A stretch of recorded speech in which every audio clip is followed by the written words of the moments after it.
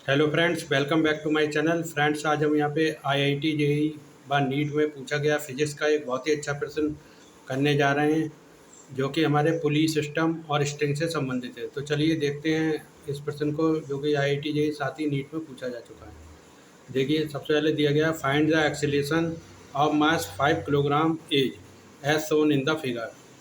आपको acceleration find करना है और mass 5 kilogram is as shown in the figure. देखिए, आईआईटी जेईई मेन और नीट एग्जाम में पूछा गया प्रश्न है। चार ऑप्शन भी आपके पास दिए गए हैं, बताना आपको कौन सा ऑप्शन इनमें से सही होगा। देखिए, एक एक स्टैंड से एक पुली अटैच की गई है, पुली से एक स्ट्रिंग अटैच किया गया है, ठीक है। और एक स्ट्रिंग के एक पॉइंट से 5 किलोग्राम मास को अटैच किया गया है और दूसरे पॉइंट से 10 किलोग्राम मास को अटैच किया गया है, ठीक है। और स्ट्रिंग में टेंशन टी है। तो हम यहाँ पे देखते हैं, इस पे एक पर एक जो है वो फोर्स काम करता है M1G, और 10 किलोग्राम पे और 5 किलोग्राम पे M2G फोर्स वर्क कर रहा है। और 10 किलोग्राम का जो इसमें मास है वो नीचे एक्सेलरेशन से ए एक्सेलरेशन से मूव आउट कर रहा है, और 5 किलोग्राम का मास ऊपर अपर पुली की तरफ जो है ये एक्सेलरेशन से मूव आउट कर रहा है, और साथ ही इसमें टेंशन टी है, ठीक है। तो हम यहाँ पे देखिए दो कंडीशन बना लेते हैं। सबसे पहले एक स्वतंत्र रूप से एक 10 किलोग्राम के फोर्स 10 किलोग्राम के मास पे लगने वाले फोर्स देख लेते हैं, और फिर 5 किलोग्राम के मास पे लगने वाले फोर्स देख लेते हैं, ठीक है।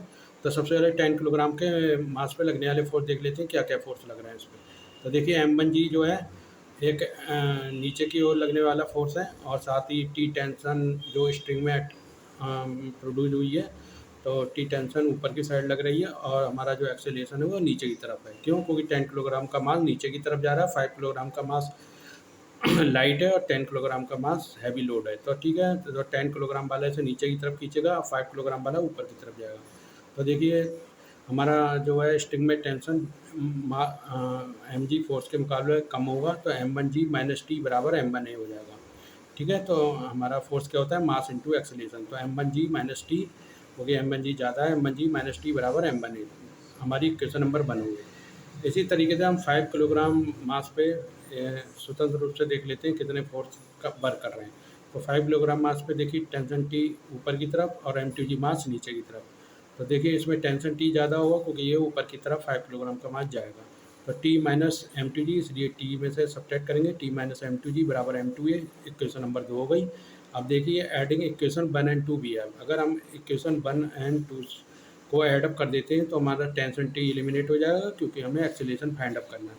तो M1G minus T plus T, left hand side को ऐड कर दिया और राइट हैंड साइड को ऐड कर दिया। तो M1G माइनस टी प्लस के टी माइनस M2G बराबर M1 प्लस M2 इंटू ए, ठीक है। तो टी से टी कैंसिल आउट हो गया। देखिए, M1G माइनस M2G बराबर M1 प्लस M2 इंटू ए। तो ए की वैल्यू यहाँ पे फाइंड कर ली एक्सेलरेशन की, ए बराबर M1G माइनस M2G बटे M1 प्लस M2।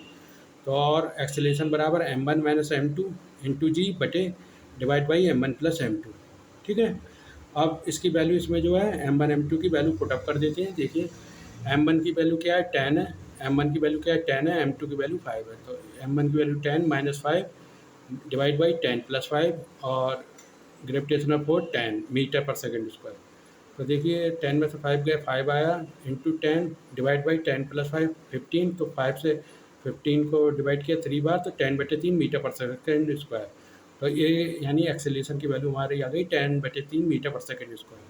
तो देखिए, ऑप्शन सी यहाँ पे करेक्ट हो जाता है। सी ऑप्शन 10/3 मीटर पर second square is the correct answer. तो फ्रेंड, आप लोग हमारे चैनल को ज़्यादा से ज़्यादा लाइक करें, सब्सक्राइब करें, और इसे फ्रेंड और मित्रों में से ज़्यादा शेयर करें। मिलते हैं नेक्स्ट वीडियो में, तब तक के लिए धन्यवाद।